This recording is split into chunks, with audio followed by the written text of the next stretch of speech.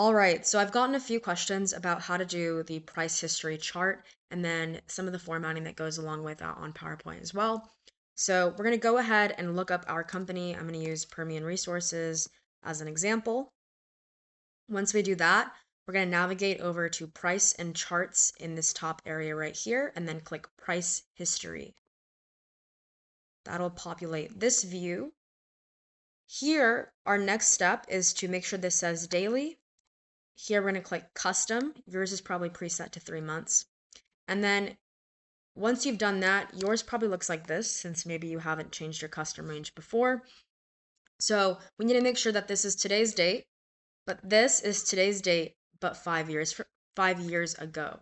So we're going to change this to 2020 instead of 2024, and then make sure this is in USD and update view. Once that's done, you can see in the bottom, okay, we actually have all of the dates that we're looking at each quarter since 2020. Awesome. Pull this by clicking on this button right here onto Excel, and it'll actually auto open the file once it's done. As we mentioned before, Refinitiv Excel files don't have high compute necessarily, so we want to make sure that we pull it on to our workbook where we have all of the files we're working on in relation to our deck.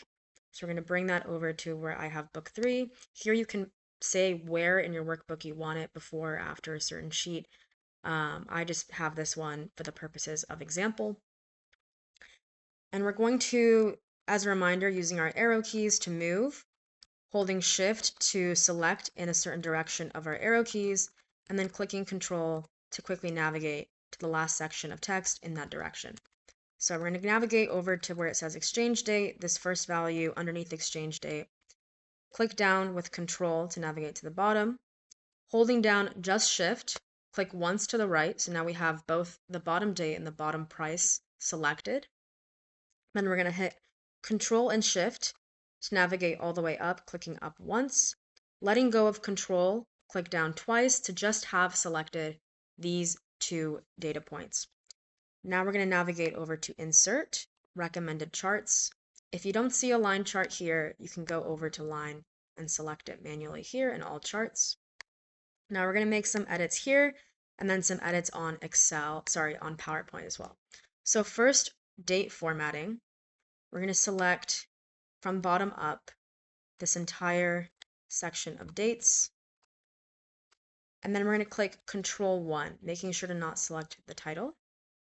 And then we're going to navigate over to this date section here. And then on type, we're looking for where it says MAR 12, because that is going to be the month and the year.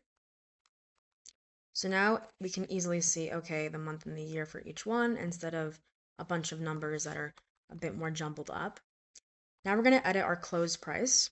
And so we're going to again go from bottom to the top, clicking Control and 1, and that'll open up this master formatter. And we're going to go to accounting, 0 decimals, symbol, make sure it's the $sign, enter that in, and that would look like this. So now we have our values cleaned up a little bit. I personally like to get rid of the grid lines for this chart specifically, as well as the title of the chart. I think that you can just do like a title banner on PowerPoint and it'll look cleaner. I'm going to pull that onto a blank slide here just for example purposes. So one thing to note is that the auto font for graphs on Excel is this gray.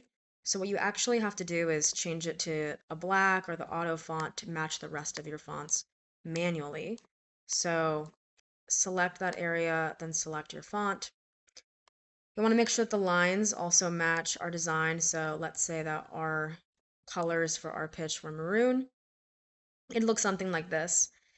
The main thing with the price chart is not just to have a price chart, but to also call out unique data points within the chart itself. And the easiest way to do that is to create ways of pinpointing that in PowerPoint. So we're going to create a shape, clicking this little oval here. If you hold shift while you actually expand the shape, it keeps it perfect circle sized. Whereas if I let go of shift, now it's a bit more free motion. So holding shift, making sure it's a perfect circle. I want to create a little label. I'm going to pull that over here. Let's make sure it matches our color scheme, and then put a label 1 because I want to point out, okay, on my chart, what are the areas in which we see big discrepancies or shifts in price? Here there's a big drop off, so that's something I should probably note in terms of information on my slide. Now I'm going to add an arrow. So let's add an arrow. If you hold shift, it'll lock it to be straight towards a certain direction. If you let go of shift, you can maybe make it a bit more custom towards where it's pointing. Something to note as well. Make sure it matches our formatting. And then pull that down here. And then I would do this again for, let's say, this peak up here, maybe this drop off point right here, and so on. And this would be 2, and this would be 3. But just to show how you'd go about labeling this, pull this over here. Again, holding down shift keeps it as a perfect circle. If I were to let this go, it would be kind of slightly different than what I have previously. I'm going to make this one a little bit bigger. This actually would not be this big on my deck, but since we have nothing else on here, it's just taking up a lot more space. But with that, I'd pull in another shape. So pull in shapes, depending on what you have, maybe rounded rectangle, but something like this. Get rid, no fill, shape outline, black, use dashes, maybe something like this. Pull this over here.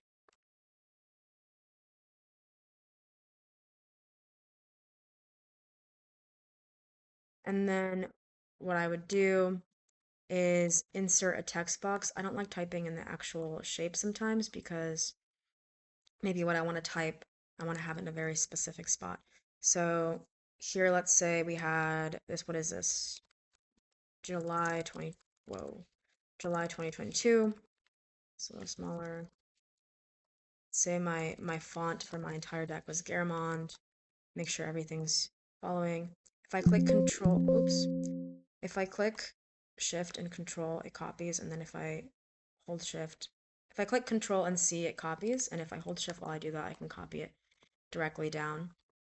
And so here I would have a descriptor. So I would say like supply chain. Whoa, I'm really trigger happy with the L's today and not with the P's. Supply chain shock driven by XYZ caused XYZ, yada, yada, yada, yada. Whatever reason you find as to why that happened, make this look a little bit better. And so that would be a little bit of how you would start to format that. You would then make it a little bit cleaner, maybe have some of these be smaller. Build this out this way. Make sure things are centered.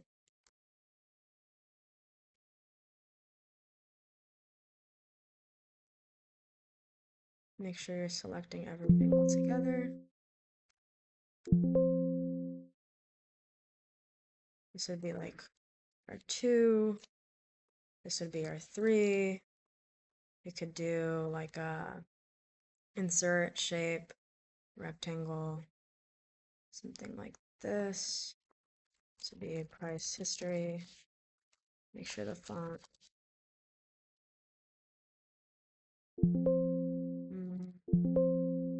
Maybe do like a room for this. Yeah. Start formatting things a certain way. And then I'd probably change these to Garamond as well, or whatever font you're using too. Yeah, and then as you can pull the chart out however best suits you.